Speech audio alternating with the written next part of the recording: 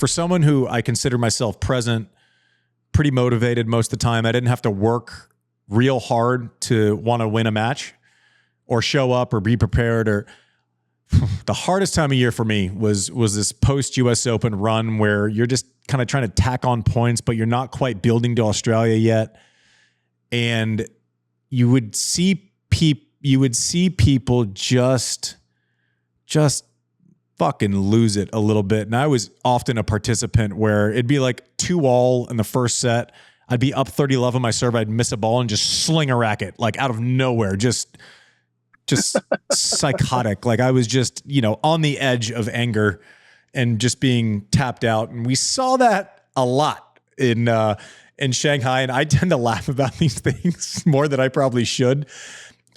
Francis kind of like, okay, so that if we're setting, I mean, we talked about this in New York and I told you guys we're doing this, and guys and gals were doing this, is the shot clock. The easiest way to reset it is to fake a toss, right? But basically the ruling on Francis was you didn't pretend enough for me to make me think that it was a realistic attempt, where if we're going letter of the law, it should have reset when Francis tossed the ball no matter what it looked like. Like if you're going to let everyone get away with it all year long, but because they're faking and going through this weird end around of this dumb rule where, the toss isn't part of the serve, which I'll never believe anyways. And I was soundly beaten down when we put the poll up on Serve Social. I said, the toss should, like, if you catch a toss, that should be a fault. That's the simplest way to get around all of this crap. But this was happening where people would be down to 1 or 2 on the shot clock. They'd step up to the line, fake toss, catch it, and then they're allowed as much time as they want. They go through the full toss or bouncing the ball. Another 10 seconds goes by. It's almost a net negative as far as timing goes if you allow this rule. Francis didn't do anything different than anyone else has done all year. He basically just made a mockery of it, which, apparently if you mock it, it's too far. If you do it and pretend like you're being real, then it's fine. Anyways, he goes on to lose the match. And then he loses it, says, F you, F you, F you, in no uncertain terms to the umpire. Quickly says, I probably shouldn't have said that. What are we going to say? He tapped out. He made a mistake. Probably lucky he didn't get suspended. Probably felt like a fine was a win at that point.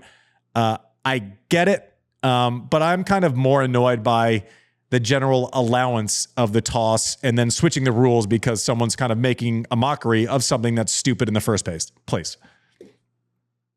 Do you ever lose it like that? I mean, that was a real meltdown. Yeah, I did. I got passed. I remember one time in Indian Wells, I was playing Gasquet and I got passed, but I made it sound like a grunt. So like as I'm getting past, I'm like, and I said exactly what Francis said to the umpire and I got a warning. I'm like, that was my grunt. And he's like, your grunt was fuck you? I was like, yes. And I lied. About it. Talk about that was a weird. I think some of this is context, right? Like anyone within tennis knows that this is not Francis, and let's not, define him by his worst moment. It's late in the season. The circumstances, as you said, this shot clock is really sidebar conversation for another time. But it's also the shot clock's also the reason why the ball kids are back to picking up the sweaty, snotty towels. Shot clock's problematic. All that said, imagine if this is another sport and an athlete goes up to official and whatever, I forget what the F-bomb count was. It was 11 or 13. I mean, Francis loves the NBA. If this were a member of the Washington Wizards who went up to Steve Javie or, went up to the official and 13 times used F-bombs, that's a 10-game suspension. And it's also immediate. I heard like 2 or 3. Was it 13?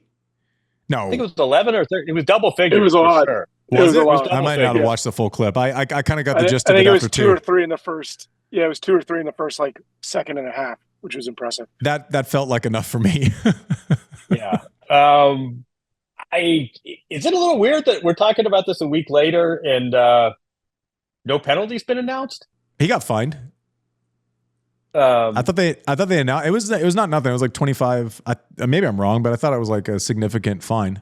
Check that. Like, I mean, immediately. Zverev got 40. I mean, what Zverev did in Mexico a few years ago, I've never seen anything. I mean, that to me is the standard. And that was 40 grand. So that's kind of setting our this is less setting than our parameters he, right there. He broke a racket on the umpire chair, like right below the foot. That was worse than what Francis did. Like, words are different than like a violent physical action towards or near an umpire. Right. Like, I mean, no, that's what I'm saying. Yeah. That's so 25 feels right if he was 40. Yeah.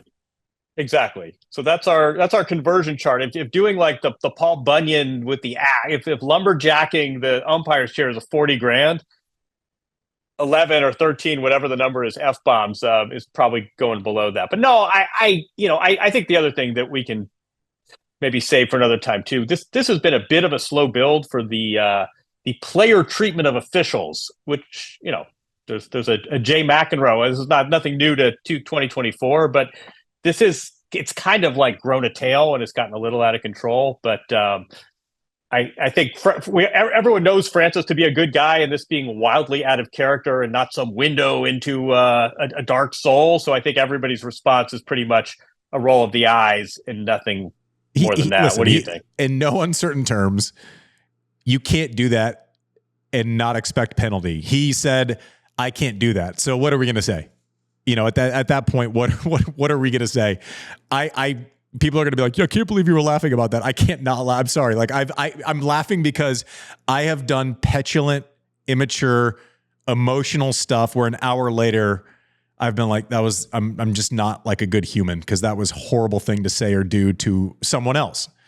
If Francis would have it would have annoyed me more had Francis tried to like explain it away, or kind of we've seen some professional victimhood from some of the players, when arguing with officials this week, saying you're out to get me. If he would have gone with that, I would have kind of rolled my eyes and maybe had a stronger feeling. Someone comes out and says right away, I was wrong. I know I'm wrong. I'll be better. Like, what are we going to say? Like, what are we going to say? We're going to kick a dead horse or something. That's not what we're going to.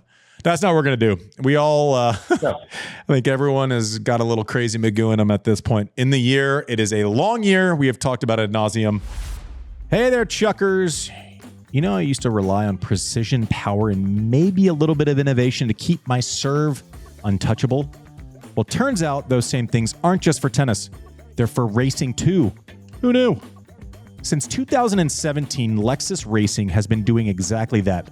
Precision, power, and a whole lot of innovation.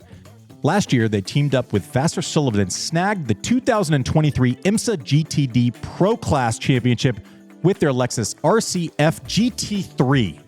And let me tell you, that car's got more horsepower than I ever had in my serve. Don't tell my ego. But like any good athlete, one win just isn't enough. All right, a little too personal, but that's fine.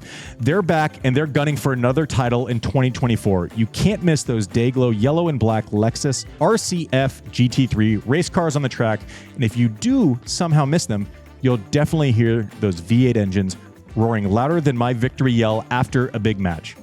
So if you want to see what happens when you mix tennis-worthy precision with race car power, follow Lexus Racing every weekend. Head over to lexus.com/motorsports to learn more about Lexus Racing and get all the details on upcoming races.